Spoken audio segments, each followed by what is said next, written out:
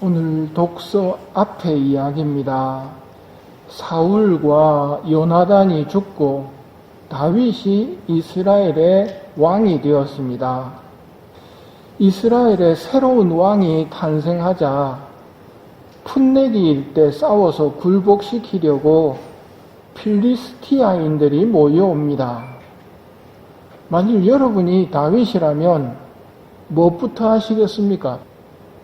다윗은 제일 먼저 기도합니다. 주님께 필리스티아인들을 치러 올라가도 되겠습니까? 그들을 제 손에 넘겨주시겠습니까? 하고 여쭈어보자 주님께서 올라가거라.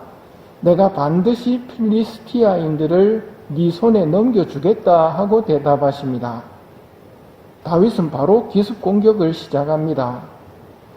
모였던 필리스티아인들이 얼마나 허겁지겁 도망을 쳤던지 자기네 우상을 챙기지도 못하고 도망을 갑니다.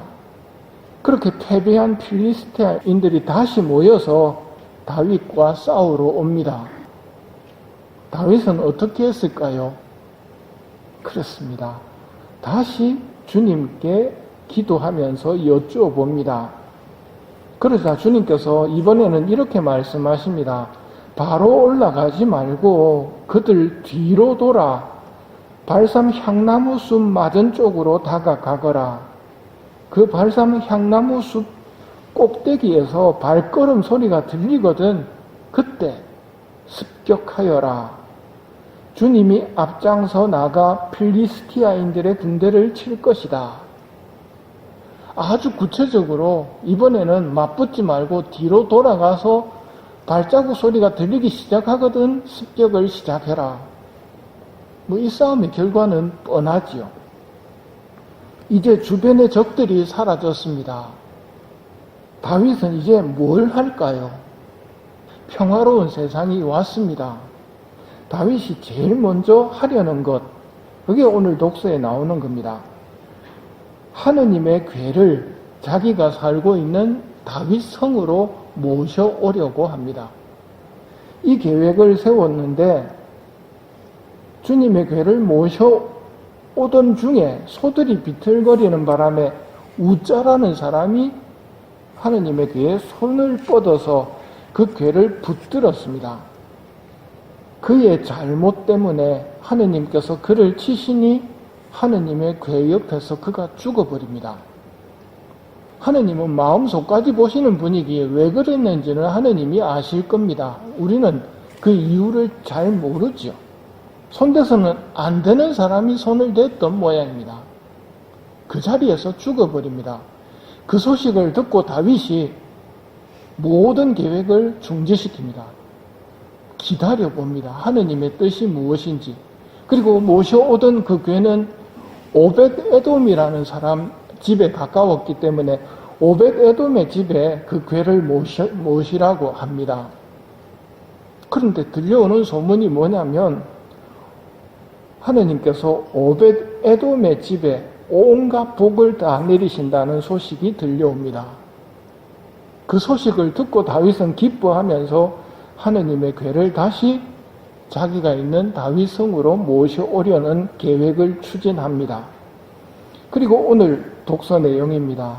주님의 궤를 맨 이들이 6걸음을 옮기자 다윗은 황소와 살찐 송아지를 제물로 바치며 하느님의 궤를 모시게 되었음에 기뻐하며 온 힘을 다해 춤을 추었고 준비된 천막에 궤를 모시고는 번제물과 친교 제물을 드린 다음 백성들을 축복해주고 빵과자와 대추나무 과자와 건포도 과자 한 뭉치를 모든 사람에게 나누어 줍니다.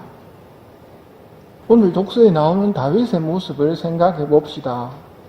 다윗은 어려움이 생기자 제일 먼저 하느님부터 찾습니다.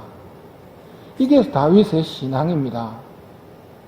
성당에서만 하느님을 찾고 섬기는 것이 아니라 생활 속에서 하느님을 늘 잊지 않고 하느님과 함께 살아가는 것, 하느님과 대화하는 것이 다윗의 신앙이었고 이런 다윗이었기에 하느님께서도 그에게 대답해 주시며 도와주시지만 또 한 가지 가르쳐 주시는 것이 있었죠.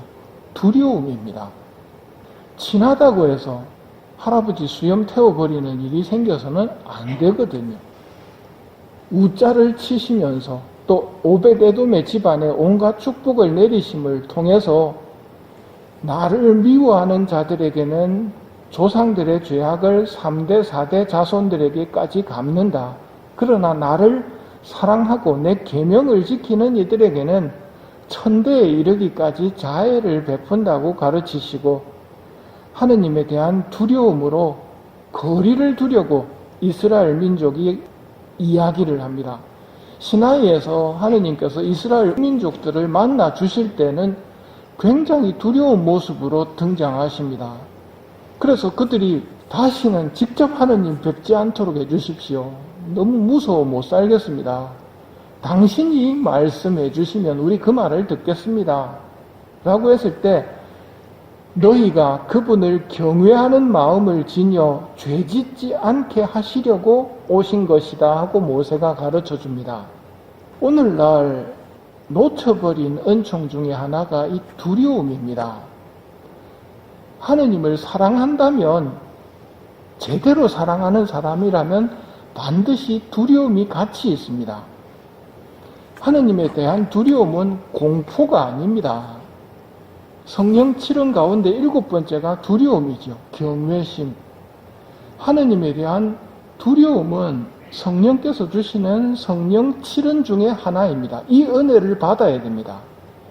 그래야 하느님을 제대로 사랑할 수 있고 제대로 사랑하면서 하느님에게 함부로 하지 않는 은혜를 두려움의 은사를 통해서 성령께서 주시는 것이거든요.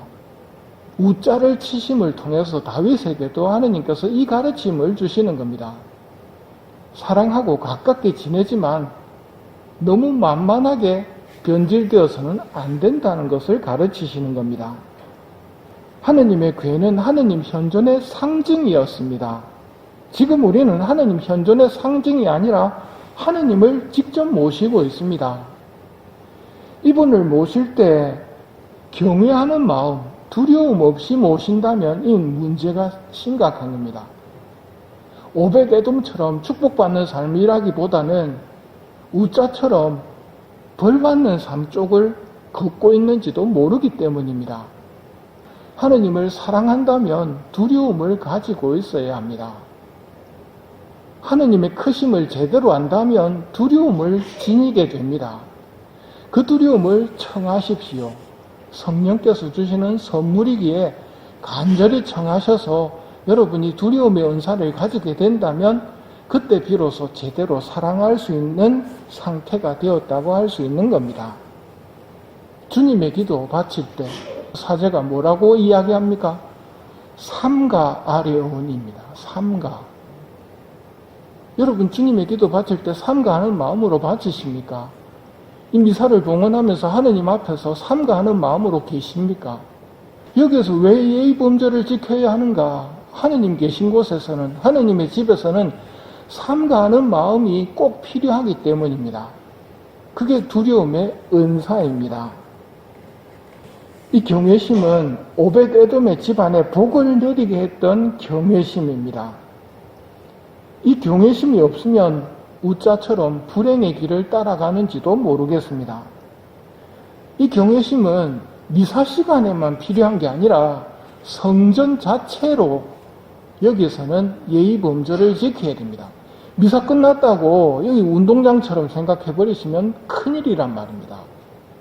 이걸 오늘 하느님께서 다윗에게 가르쳐 주십니다. 하느님의 궤를 모시려는 착한 뜻 앞에서 우자를 치시고 오벳에돔에게 온갖 복을 내리심으로써 하느님과 함께하면 온갖 복이 내리지만 함부로 손을 댔다가는 그 자리에서 죽을 수도 있다는 것. 이 미사 중에 성령님께 두려움의 은사, 경외심의 은사를 청하면서 미사를 봉헌하도록 합시다.